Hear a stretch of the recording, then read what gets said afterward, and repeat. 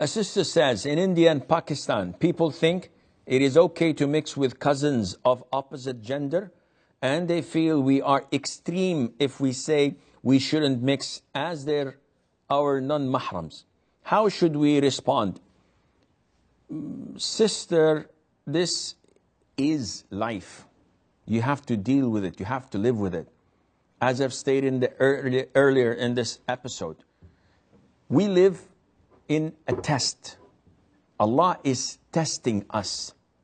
And these tests vary.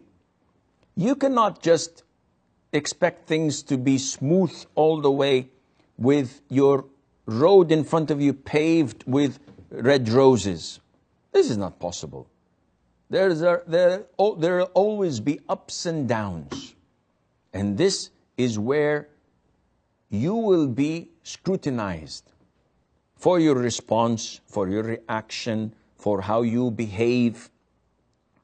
All of these will be taken into consideration. People will never, ever be satisfied with whatever you do. If you crack a joke, like I sometimes do, people start pointing fingers and say, oh, he's too funny, he's cracking jokes, this is inappropriate, he's not a true sheikh.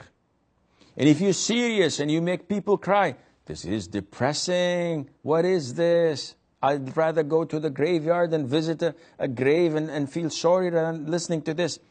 No one is going to be happy with you no matter what you do. So the best thing to do is to be sincere, do whatever you believe that it pleases Allah Azza wa Jal, and move on.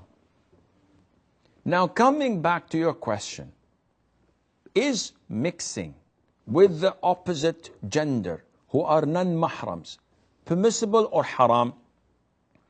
Regardless of what people think, this is an Islamic ruling. So you need to have a mufti, a scholar, a student of knowledge, looking into the Quran and the Sunnah and tell you yes or no, right or wrong. No Muslim would say that it is permissible. The Prophet himself, alayhi salatu wasalam, said, do not enter upon women folk. So a man stood and said, O Prophet of Allah, what about al-hamu? What about my brother?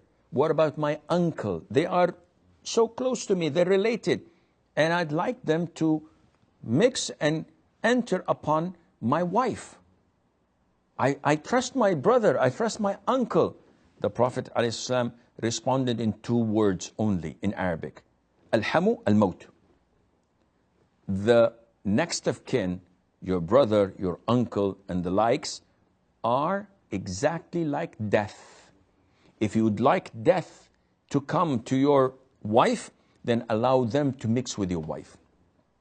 Crystal clear. You don't have to be a rocket scientist to understand Islam promotes segregation between the genders. This is safer for them and for us. FBI statistics for the year 2015. 95,000 rapes declared officially in the United States of America alone.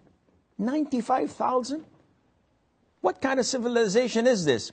In another report, independent sources said the real number of cases of rape in 2015, announced and not announced, was 400,000 plus, which means approximately 1,000 rape cases per day. You do the math per second and per minute. A day in the United States of America. So when you come and criticize the social system of Islam, you guys have to look a little bit in your own backyard. How many rape cases do we have in Saudi Arabia? Alhamdulillah. So nothing is announced. Who do you know among the millions living that have been raped? There are always black sheep in the family. There can be such crimes, but not in proportion to what's happening in the US and elsewhere. Therefore, Islam promotes segregation between the genders for the betterment and for the benefit for the society, for the community, and for the individuals as well.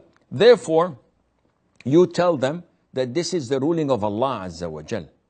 If they're happy with it, alhamdulillah, you managed to do da'wah. If not, then who cares? Who cares? All what I care about is that Allah is pleased with what I do.